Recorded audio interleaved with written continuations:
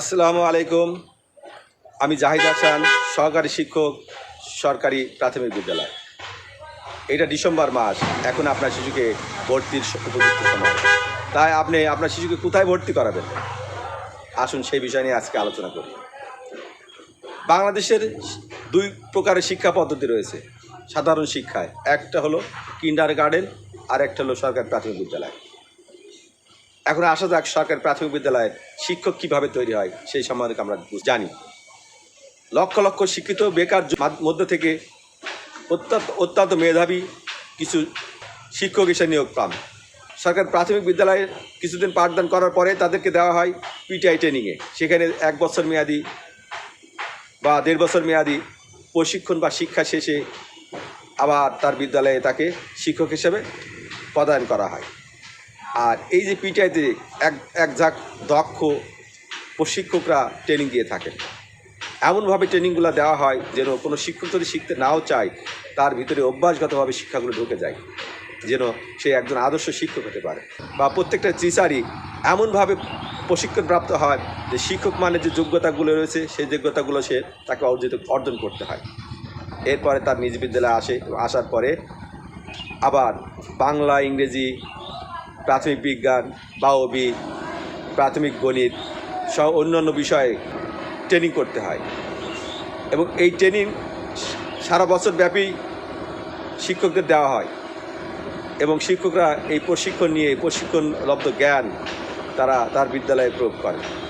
আর এখানে আরেকটা কথা বলে রাখি, পিটিআই চলাকালীন পিটিআই দিকে এই সমস্ত শিক্ষকদেরকে আবার শ্রেণীতে পাঠদান করে প্র্যাকটিস করানো হয় বা প্রশিক্ষণ দেওয়া হয় কীভাবে পাঠদান করতে হবে। এরা আবার যখন বিদ্যালয়ে আসার পরে ওই যে শিখে আসছে পিটিআই থেকে কীভাবে পাঠদান করতে হয় সেই কৌশলগুলো তারা শ্রেণীকক্ষে প্রয়োগ করে থাকে। কিন্ডার গার্ডেনের যে শিক্ষক এগুলা হয়তো মেধাবী, কিন্তু এরা প্রশিক্ষণবিহীন বা অদক্ষ শিক্ষক। এই অদক্ষ শিক্ষক কখনো মেধাকে বিকশিত করতে পারে না। এরা শিক্ষার্থীর মেধাকে নষ্ট করে দিতে পারে। কীভাবে নষ্ট করে তারা হয়তো জানেও না কীভাবে শিক্ষার্থীর ব্রেন নষ্ট হয়। আর আমাদের প্রাথমিক শিক্ষায় যে ট্রেনিংগুলো দেওয়া হয় সে এক ঝাঁক বিশেষজ্ঞ শিক্ষাবিদ তারা এই কারিকুলাম প্রণয়ন করে থাকেন। তারা ব্রেনের রিসার্চ করেন, বিভিন্ন পরিবেশের উপর রিসার্চ করে তারা কারিকুলাম তৈরি করেন। আর এই কারিকুলাম ধরেই শিক্ষকদের প্রশিক্ষণ দেওয়া হয় বা শিক্ষকদের শিক্ষা দেওয়া হয়। আর শিক্ষকরা ঠিক সেই প্রশিক্ষণ প্রাপ্ত হয়েই শ্রেণীতে পাঠদান করে থাকে। এখন আপনার যে শিশুরা রয়েছে সেই শিশুরা যদি আপনি কিন্ডার গার্ডেনে দেন তো কী হবে, তার ব্রেনকে তারা ধ্বংস করে দেবে। কারণ তারা এই কিন্ডার গার্ডেনের শিক্ষকরা বোঝে না কীভাবে ব্রেন তৈরি হবে আর কিসে ব্রেন ক্ষতি হবে। আর আমাদের শিক্ষকরা, প্রাথমিক বিদ্যালয়ের শিক্ষকরা মেধাকে এমনভাবে বিকশিত করেন যা তার প্রশিক্ষণলব্ধ জ্ঞান শিক্ষা দীক্ষা থেকে সে যে কৌশলগুলো রপ্ত করেন সেই কৌশলগুলাই প্রয়োগ করেন। তাই শিক্ষার্থীর মেধা দ্রুত বিকশিত হয়।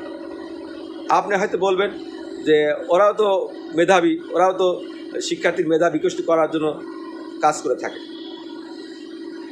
হ্যাঁ, ওরা করে থাকেন, কিন্তু এটা কোনো বৈজ্ঞানিক পদ্ধতি নয়, কোনো বিশেষজ্ঞের পরীক্ষা নিরীক্ষার মাধ্যমে প্রাপ্ত পদ্ধতি নয়। প্রাথমিক বিদ্যালয়ে যে শিক্ষকরা শিক্ষা দীক্ষা দিয়ে থাকেন এটা বৈজ্ঞানিক পদ্ধতিতে এবং অনেক পরীক্ষা নিরীক্ষার পদ্ধতিতে এই শিক্ষার কারিকুলাম বা এই শিক্ষার কৌশলগুলা শিক্ষকদের মাধ্যমে ছড়াই দেওয়া হয়।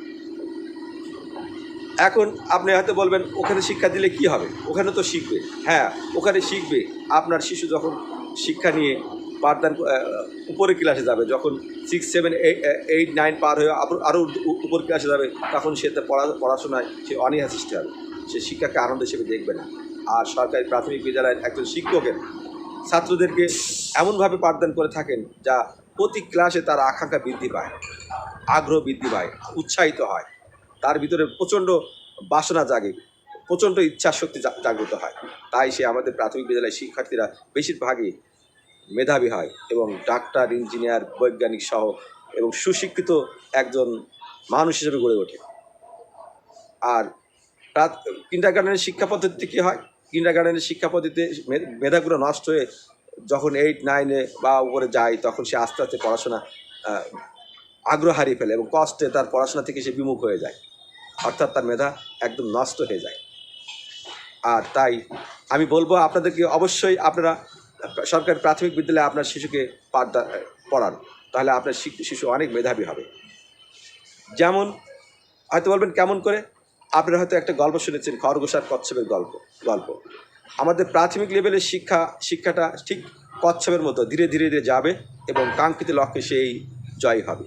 আর কিন্ডারগার্টেনের শিক্ষা পদ্ধতি খরগোশের মতো, সে লাফিয়ে যাবে, গাছ অনেক কিছু শিখবে, সে একটা গাছতলা যায় ঘুমিয়ে পড়বে এবং শেষে কচ্ছপের কাছে হেরে যাবে। তাই আমি বলবো আপনার সেসব শিশুকে অবশ্যই সরকারি প্রাথমিক বিদ্যালয়ে ভর্তি করবেন, আপনার শিশুকে যদি আপনি মেধাবী করতে চান। এখন হয়তো বলবেন যে আমার শিক্ষার্থী তো আমার ওয়ানের শিক্ষার্থী যা জানে সরকারি প্রাথমিক বিদ্যালয়ের তৃতীয় শ্রেণীর শিক্ষার্থী তা জানে না। হ্যাঁ, জানবে না, জানার কথাও নাই, কারণ আমাদের শিক্ষাটা এমনভাবে দেওয়া হয় ওর বয়স উপযোগী এবং পর্যায় উপযোগী, ধাপ উপযোগী, তার থেকে বেশিও না, তার থেকে কমও না। আর কিন্ডারগার্টেনে এমনভাবে দেওয়া হয় যা এলোমেলো শিক্ষা, সে অনেক কিছু জানে কিন্তু জানাটা তার বিতৃষ্ণার কারণ হয়, শিক্ষার্থীর বিতৃষ্ণার কারণ হয় বা শিক্ষার্থীর কষ্টের কারণ হয়, সে শিক্ষার্থী আনন্দ হারিয়ে ফেলে। যেমন ধরেন আমাদের প্রাথমিক বিদ্যালয়ে শিক্ষার উপরে যে প্রশ্নগুলো করা হয় 3টা ক্যাটাগরি, এক জ্ঞানমূলক, অনুধাবন আর প্রয়োগ। আর কিন্ডারগার্টেনের শিক্ষাটা দেওয়া হয় শুধুমাত্র প্রশ্ন করা হয় জ্ঞানমূলক, হয়তো দুই একটা কিছু অন্য কিছু থাকতেও পারে, কিন্তু জ্ঞানমূলক শিক্ষাটা কিন্ডারগার্টেনের বেশি। আর আমাদের ভিতরে 3 ক্যাটাগরির প্রশ্নই একজন শিক্ষার্থীকে ধরা হয়।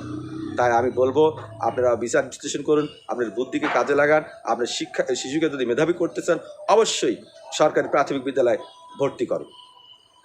আর সরকারি প্রাথমিক বিদ্যালয় এখন বলবেন যে সরকারি প্রাথমিক বিদ্যালয়ে তো শিশুরা বেশি পোশাক আশাক ভালো না, তাদের সবাই সেখানে অভাবী, নিডি ফ্যামিলির বা ছেলেপেলে পড়াশোনা করে। হ্যাঁ, আমিও স্বীকার করছি, কারণ সরকারি প্রাথমিক বিদ্যালয়ের শিক্ষার্থীরা বেশিরভাগই নিডি, অভাবী, তাদের পোশাক থাকে না, তাদের খাবার থাকে না, কিন্তু তারা তো মানুষ।